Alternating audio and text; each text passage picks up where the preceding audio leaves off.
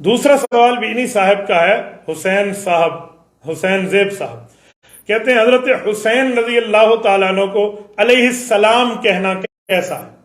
سیدنا امام حسین رضی اللہ تعالیٰ عنہ کو علیہ السلام فی نفسہ ہی کہنا تو منع نہیں ہے، لیکن آج کل کچھ لوگ علیہ السلام اسی لیے کہتے ہیں کہ حضرت حسین رضی اللہ تعالیٰ عنہ نبیوں کی طرح معصوم ہے، جیسے انبیاء کرام معصوم عن الخطا ہے، ویسے ہی غیروں کو بھی لوگ سمجھ لیتے ہیں۔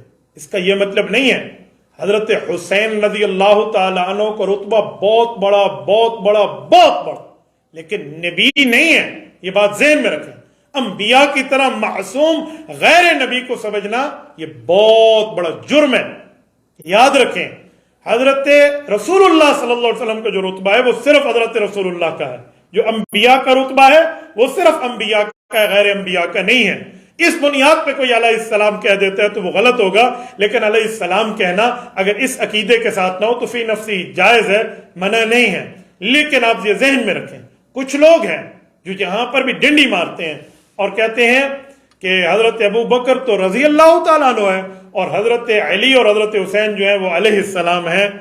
میرے دوستو، اگر علیہ السلام کہیں گے تو پھر سب کو کہو، حضرت ابو بکر علیہ السلام، حضرت عمر علیہ السلام، حضرت عثمان علیہ السلام، حضرت علی علیہ السلام، حضرت حسین علیہ السلام، تاکہ پتہ چلے ہم سب کو صرف سلامتی کے طور پہ کہہ رہے ہیں۔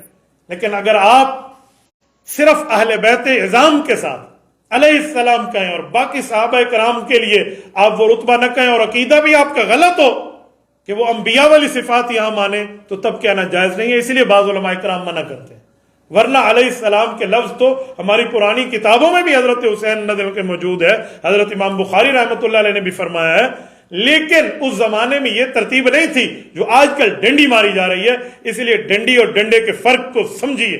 میں نے دونوں باتیں آپ کی خدمت میں رکھ دی ہیں۔ اہل بیت سے محبت ایمان کا حصہ ہے، بے ایمان در بے ایمان ہوگا جو اہل بیت کی محبت نہ رکھے، لیکن صحابہ کرام کی ناموس، عزت، آبرو کی حفاظت بھی ہمارے ایمان کا حصہ ہے۔ ہم کسی ایسی بنیاد پہ یوں نہیں آئیں گے کہ جس سے صحابہ کرام کی عزت پہ فرق آئے، یا صحابہ کرام کی عزت یوں بتائیں کہ اہل بیت کی عزت پہ فرق آئے۔ بابا یہ دونوں ہمارے ایمان کا محور، ہمارے ایمان کا معیار، ہمارے ایمان کی جلا، ہمارے ایمان کی روشنی، ہمارے ایمان کا حسن، ہمارے ایمان کا جمال ہے۔ اس کے اوپر کوئی دوسری رائے نہیں۔